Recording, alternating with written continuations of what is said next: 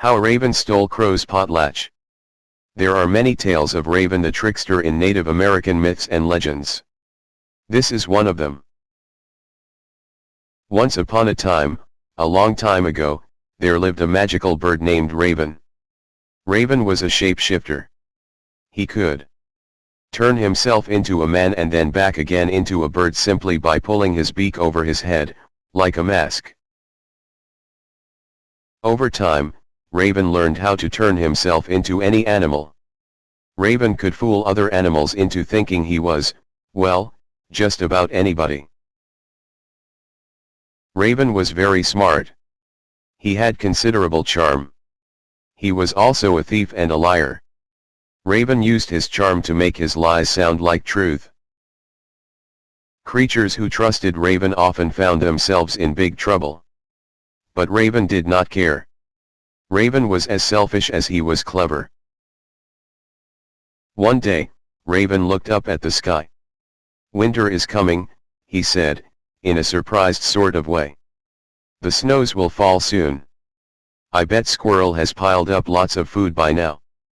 But when he flew by Squirrel's house, Squirrel hissed at him.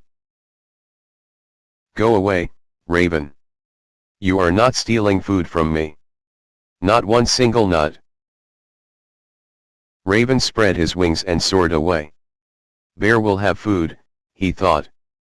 But when Raven arrived at Bear's cave, Bear was sound asleep for the winter. All Bear's food was stored in Bear's belly. "Goose always knows where good food is hiding," Raven laughed. But when Raven arrived at Goose's home, no one was about. Goose had flown south for the winter. Raven soared off to the top of a tree to think things over. An idea took shape in his devious mind. Grinning broadly, Raven soared off in search of Crow. Crow was Raven's cousin. "Crow!" Raven called out when he spotted him. "Everyone is talking about your beautiful voice. They can't wait to hear you sing." Crow knew that Raven was selfish. He knew Raven was a thief. He knew Raven often lied. Just the same, it was hard to resist Raven's charming compliments. Crow did have a beautiful voice.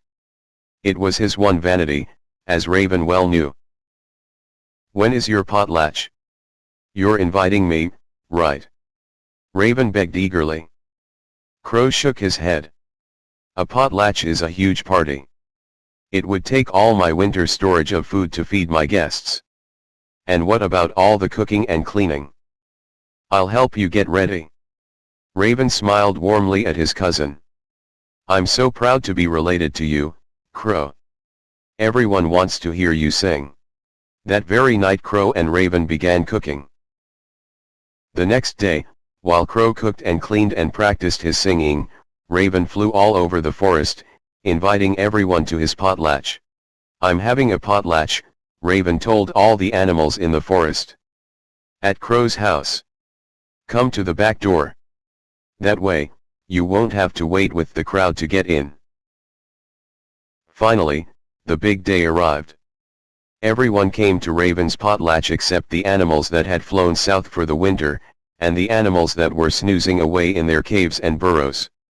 Everyone, that is, except Squirrel. Raven had not invited Squirrel. "There's Elk," Raven called out. Raven soared off, supposedly to see who else was approaching. Instead, Raven quickly circled around and landed behind Crow's house. Raven used his magic powers to turn himself into Elk. He hurried to Crow's front door. "Welcome to my potlatch, Elk." Crow welcomed Raven the Elk excitedly.